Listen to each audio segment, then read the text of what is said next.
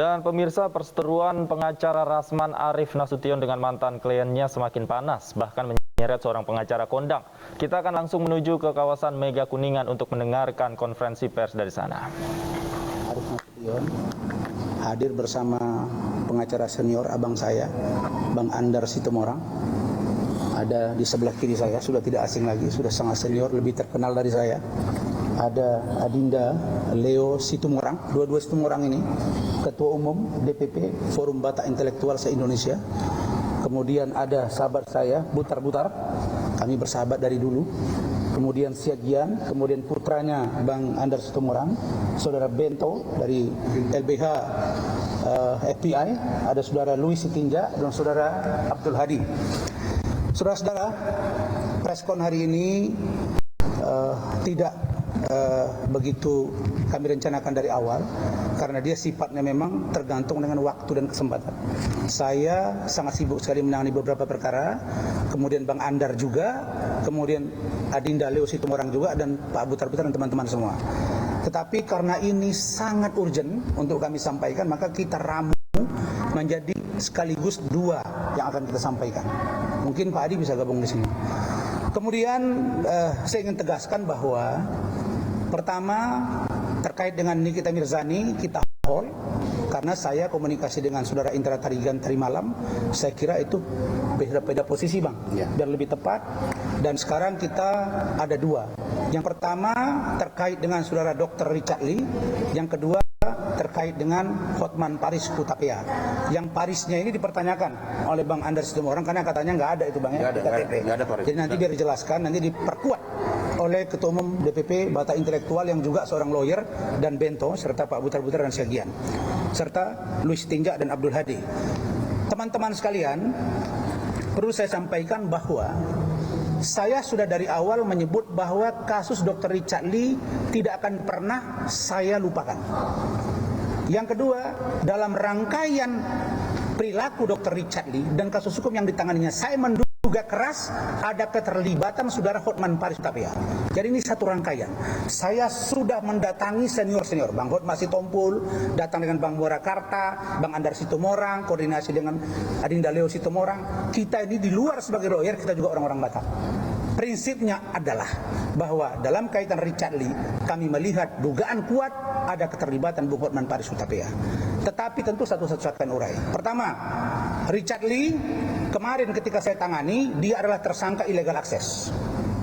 Dan pada waktu itu saya sudah koordinasi dan saya sudah bertanya ke penyidik bahwa patut diduga saat itu penyidik dalam hal ini sudah memberikan P21 dan katanya akan di tahap 2 kan. Dan saya sudah koordinasi dengan JPU, namanya Adi, DKI Jakarta.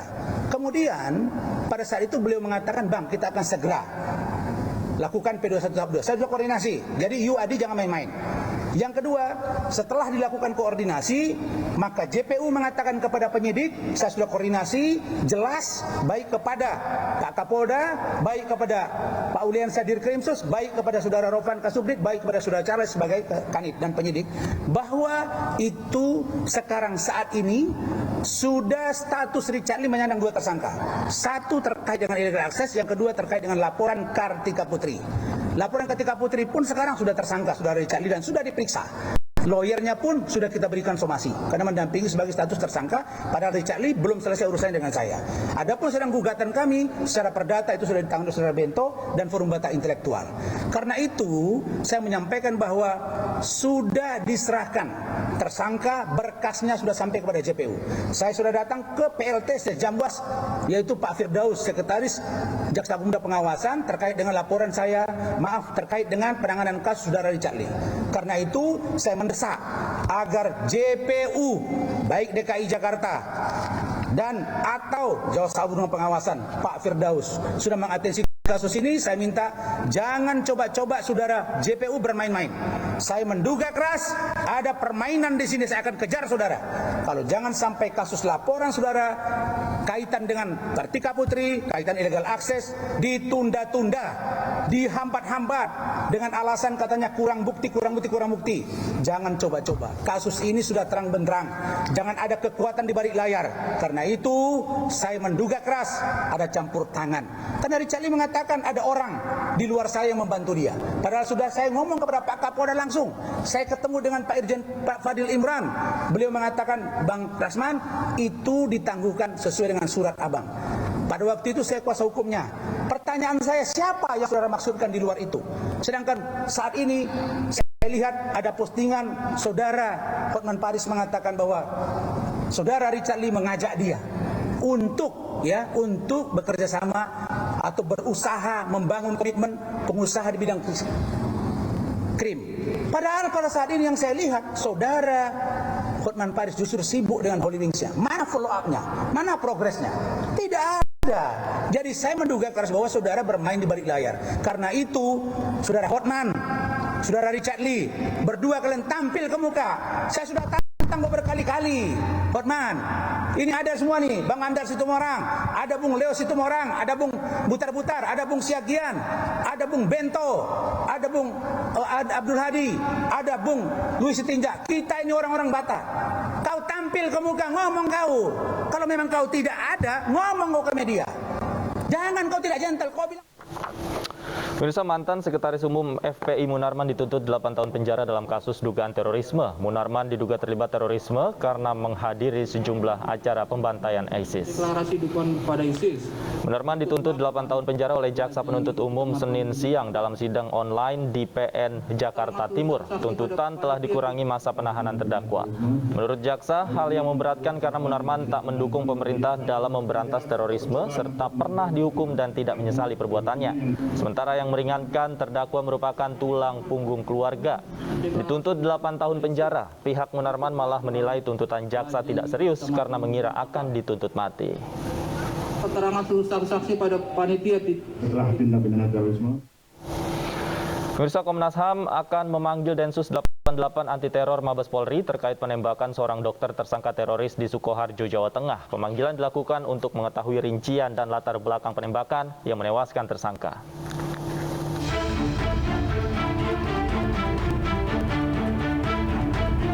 Komnas HAM memberi perhatian khusus atas tewasnya seorang dokter bernama Sunardi yang ditembak karena diduga terlibat terorisme. Komisioner Komnas HAM Khairul Anam mengatakan pihaknya akan memanggil Densus 88 anti teror Mabes Polri terkait dengan peristiwa ini. Pemeriksaan dilakukan untuk mengetahui latar belakang peristiwa penembakan. Minggu depan kami akan meminta keterangan kepada pihak kepolisian, khususnya kepada pihak Densus 88. Nah, agar apa? Agar sesegera mungkin kami mendapatkan semua informasinya dan membuat terangnya peristiwa. Kan ini kalau kita membaca di ruang publik banyak hal informasi yang berdiri menyampaikan informasinya dengan berbagai latar belakang dan perspektifnya. Oleh karenanya penting bagi kami untuk meminta keterangan kepada Densus 88. Sebelumnya, Densus 88 menembak seorang dokter bernama Sunardi di Sukoharjo, Jawa Tengah 9 Maret lalu. Sunardi dinilai melawan saat akan ditangkap karena menjadi tersangka terorisme. Sunardi disebut sempat melarikan diri dan menabrakkan kendaraannya kepada petugas. Sunardi tewas saat hendak dibawa ke Rumah Sakit Bayangkara Polresta Surakarta. Sementara polisi memastikan penembakan sudah sesuai prosedur dan akan memenuhi panggilan Komnas HAM. Tim iNews melaporkan. Barreskrim Polri menyita aset milik Doni Salmanan di Padalarang, Kabupaten Bandung Barat, Jawa Barat. Selain motor dan mobil, rumah mewah Doni Salmanan juga turut disita.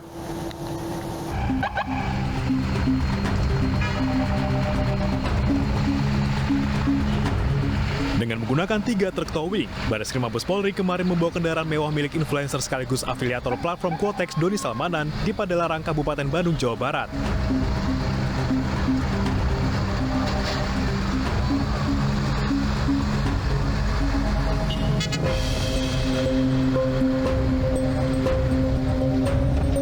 Penyitaan dilakukan usai polisi melacak aset terkait dugaan tindak pidana yang dilakukan Doni Salmanan. Selain motor dan mobil mewah, polisi juga menyita rumah mewah Doni Salmanan.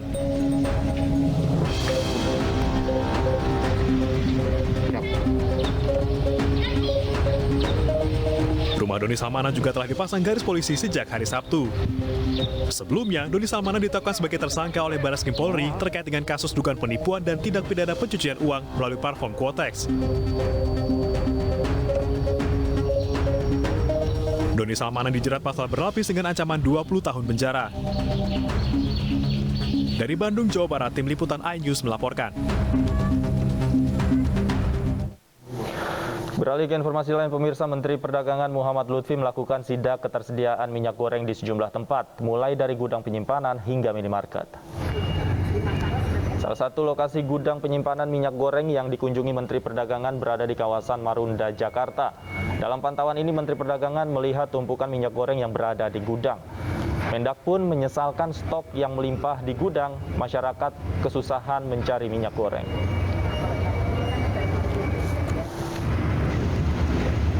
Tak hanya gudang, Menteri Perdagangan Lutfi meninjau langsung ketersediaan minyak goreng di sebuah minimarket di kawasan Kelapa Gading, Jakarta.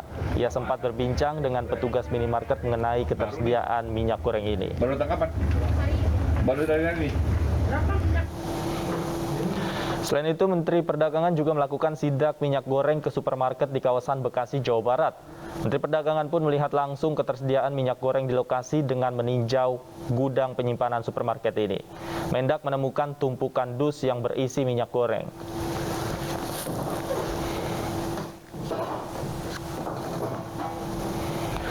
Jelang perhelatan MotoGP di Mandalika, Lombok Tengah, Nusa Tenggara Barat, para kru dan pembalap MotoGP tiba di Bandara Soekarno-Hatta, Banten maupun Bandara Lombok. Sementara fasilitas pendukung di sirkuit Mandalika terus dikebut dan ditargetkan selesai pada pekan ini.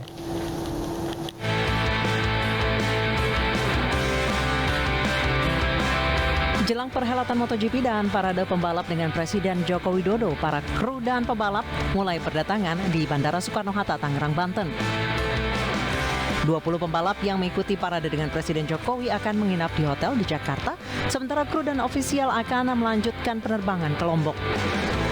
Salah satu pembalap asal Malaysia yang tiba di Bandara Suta Senin siang ini akan mengikuti tes PCR dan jika hasilnya negatif COVID-19 maka akan melanjutkan penerbangan ke Lombok.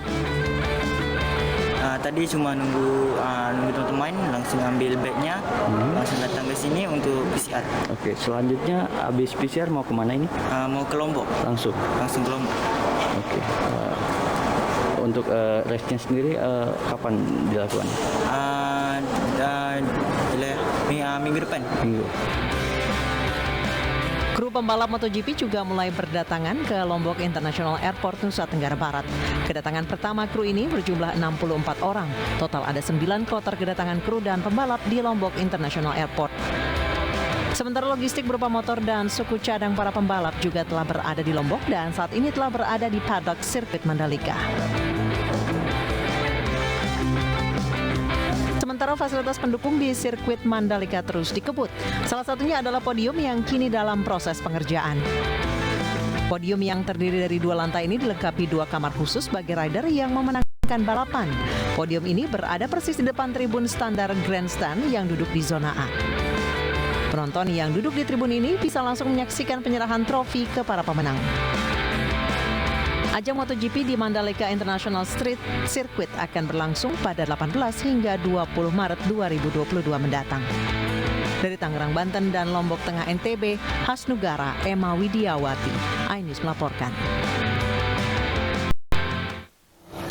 Sepekan jelang perhelatan MotoGP di sirkuit Mandalika, hotel maupun penginapan di sekitar sirkuit mulai penuh. Para penonton ada yang memilih berkemah di camping ground tak jauh dari lokasi sirkuit Mandalika, Lombok Tengah, Nusa Tenggara Barat.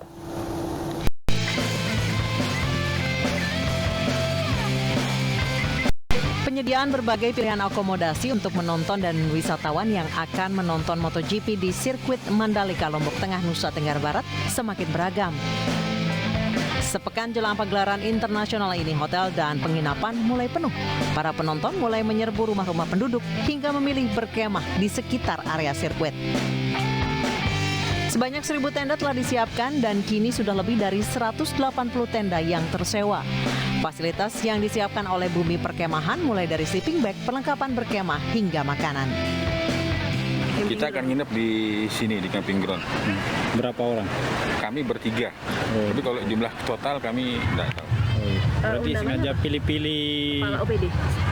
pilih-pilih ke tenda-tenda ini ya untuk Kami sudah registrasi, dikasih nomor, dikasih nomor 4 dan 5. Camping ground ini memang sengaja disiapkan bagi penonton MotoGP yang tidak kebagian hotel maupun penginapan. Para pengunjung juga bisa menikmati fasilitas memancing sambil menikmati alam Pulau Lombok. Dari Lombok, Nusa Tenggara Barat, Muzakir, iNews melaporkan. Pemirsa, serangan Rusia kembali menghantam pemukiman warga di kota Kiev, Ukraina Senin pagi waktu setempat. Serangan Rusia juga menghancurkan pergudangan makanan.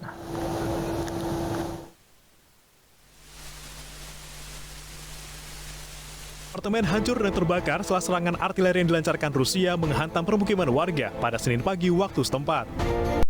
Petugas berupaya memadamkan api di antara runtuhan gedung. Petugas mencari 4 orang yang dilaporkan hilang dan warga lain yang diduga tertimpa reruntuhan. Petugas pemadam kebakaran nampak sedang menyelamatkan seorang nenek di antara runtuhan gedung. Sejumlah lantai di gedung berlantai 9 ini rusak akibat serangan. Sementara asap membumbung tinggi dari lokasi pergudangan makanan sebelah utara kota Kiev 1 hari setelah dihantam artileri Rusia pada Minggu waktu setempat. Tidak ada laporan korban jiwa maupun luka dalam peristiwa ini. Sejumlah kawasan strategis menjadi target serangan udara maupun pertempuran darat Rusia. Tembakan darat dan serangan misil menghancurkan gudang makanan ini pada hari Sabtu. Polisi Ukraina menyebut pasukan Rusia menembaki sebuah mobil yang ditumpangi 2 wartawan Amerika Serikat. 1 diantaranya meninggal dunia.